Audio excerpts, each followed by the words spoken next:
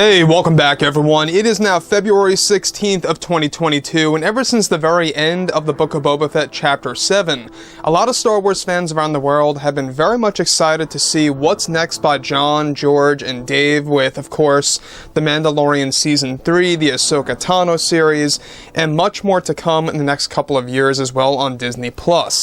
This is Mike Zero. Make sure to subscribe if you're new to the channel for future Star Wars updates. Also, by the way, guys, I am on Twitter at Mike01 if you guys want to go ahead and give me a follow on there. I do post a couple of entertaining things from time to time and really make sure to interact with you guys further. So what's even all the more exciting right now is that, yes, we do have a lot of things happening at the same exact time when it comes to all of these new Star Wars TV shows, such as, of course, Mando, Ahsoka, Andor, and a lot more. You know, there really is, a lot of things at work here by Lucasfilm. I mean, the next one that we have in stock is The Bad Batch Season 2. Then after that, we have the Kenobi TV series.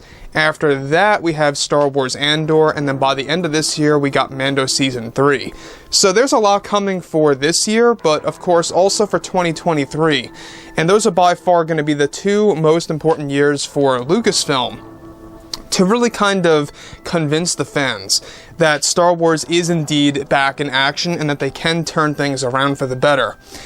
Now, on top of all of this, what's even all the more interesting has everything to do with actress Daisy Ridley. Now, we already know that Daisy Ridley has been a little bit more vocal, a little bit more, forward about her experience with the sequel trilogy films and her experience working with, those over at Lucasfilm, including the president of Lucasfilm, Kathleen Kennedy, and all. We already know that Daisy Ridley had a lot of problems with Episode 9 and everything related to the production of that film.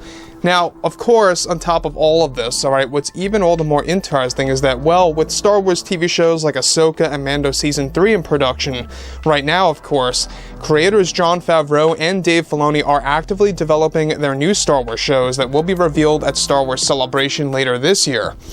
Now, it's described, however, that in a recent interview with actress Daisy Ridley, she went on to discuss more about her experience with the sequel trilogy films. Daisy Ridley eventually went on to state that when we were getting ready to announce Episode 9, this was when Jon Favreau was in the talks to come on board to create the film. Many of those over at Lucasfilm had their hands full as to exactly who really decided to handle the sequel trilogy's conclusion. There was a time when, believe it or not, J.J. Abrams stepped in and put in a word for Jon Favreau to direct and write Episode 9 and handed over his message to Kathleen Kennedy. This was an ongoing discussion between J.J. Abrams and Kathleen Kennedy, and long before J.J. was pulled in to creating Episode 9. Jon Favreau actually wanted to be a part of the movie. He used some of his connections after he had worked on The Jungle Book to try and get himself in for The Rise of Skywalker. It was really surprising to me of how somebody like Jon Favreau, an excellent producer, director, and writer, was shot down by Kathleen Kennedy for creating Episode 9. She believed that Favreau had no talent and would actually pose a great risk, to the sequel trilogy's end. Now, let me just stop right here for 1 second. Now, believe it or not, there were a lot of other directors, writers, producers, whatever have you, that were considered to take control of Episode 9. Jon Favreau was one of them. Jon Favreau was also one of them. But there were many others that were actually in the talks to actually become a part of Episode 9. The main reason is that she couldn't get J.J. Abrams back. She couldn't, of course, get anybody big back for Star Wars. She couldn't get, like, a big-name director and/or writer involved for the sequel trilogy's end, which she wanted to do. And that was very tough and hard for her. So, obviously, there were thoughts that went through Kathleen Kennedy's mind of, what if we get Rian Johnson to do Episode 9? Of course, that wouldn't have worked out because they knew about the backlash. And it's pretty apparent now that's why his trilogy was canceled. No doubt about it. But with Jon Favreau getting Episode 9 and how he was shot down from even getting a chance to actually work on it, it just goes to show you how Kathleen Kennedy's mind works. And we're going to get into this more in just a second. It could have been a totally different experience if Jon Favreau got the chance to work on Episode 9, to actually write and/or direct it, and really steer things in the right path. And it's one of the main reasons as to why he got on board with The Mandalorian, is because he had those, little ties and connections where he was once considered to become a part of Episode 9, but was shot down by Kathleen Kennedy in the long run. So Disney actually had a log about that and used him for Mando. So on top of this, alright, what's really interesting is that she goes on to say that, I remember it like yesterday, that Kathleen Kennedy believed that adding on Favreau would essentially be considered irresponsible to have somebody that's an amateur to direct and write a big Hollywood budget movie in a franchise this big. So that's the thing that really caught me off guard. Jon Favreau, even back in 2016, 17, 18, I don't care what year it was, it was right around that 2018 time frame where they were considering getting, all these different directors and writers. But Favreau, being considered an amateur in Kathleen Kennedy's eyes, I don't understand the way that she thinks, because this guy was around for so very long, since the 1990s, he's been an actor, he's been a producer, a director, a writer.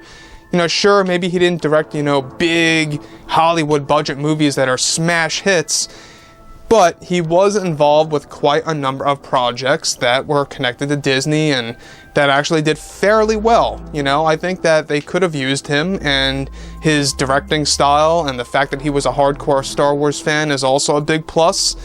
After all, this is a person that used Rian Johnson to direct The Last Jedi, and Daisy talks about this in just a second. So, she goes on to say, I thought to myself, well, Rian Johnson came from independent films, and he was allowed to handle The Last Jedi, which caught me confused. Favreau actually pitched ideas to Kathleen Kennedy about how Episode 9 could be done. He even got to meet Kathleen Kennedy and told her what needed to be done to successfully close the trilogy and move on to other Star Wars films. He also warned her about the title usage. At the time, we were toying with 3 different titles for Episode 9, one of which is the one that you got today. And Jon Favreau warned Kathleen Kennedy that it may be a misleading title for the fans. All of this was ignored. I honestly felt bad for him, but ultimately Colin Trevorrow was chosen and pitched some great ideas in his scripts and concept art until he was fired also. I was told that Colin Trevorrow and his ideas were near similar to Favreau's pitches for the end of the sequels. Kennedy wanted to play things safe with J.J. Abrams, and by bringing back the big bad Palpatine. But now that, of course, with a different design that J.J. Abrams tested with, but Palpatine as we know him from the originals is the design that they were going for. So far, I am loving with what Favreau is doing for the fans on that show with the little baby Yoda. Daisy really doesn't even know what the show's called, but that's funny. And it was amazing to see young Luke again. It kind of brought tears to my eyes. So, the thing about Favreau, of how he really fought to come on board of Episode 9, how he fought to recover the backlash from The Last Jedi, and how he was really trying to become a part of something bigger and something greater in the film industry. I think that if Favreau were to have created Episode 9, we would have gotten something even better than Colin Trevorrow. Even though the pitches were described to be very similar to Colin Trevorrow's, I think it would have been better regardless. Again, Jurassic World, it's okay. Colin Trevorrow did an okay job on that, but there's no doubt about it that I think that Colin Trevorrow would have been vastly superior to J.J. Abrams and what he did with The Rise of Skywalker. Duel of the Fates, there's no question about it. The original Episode 9 would have been a far better experience than what we got in The Rise of Skywalker. It was original, it had a new villain, it had a new design for Rey completely. To me, that's one thing that always kind of bothered me, is that the design of Rey in Episode 9 is too similar to how she was in Episode 7. That's just my thoughts on things.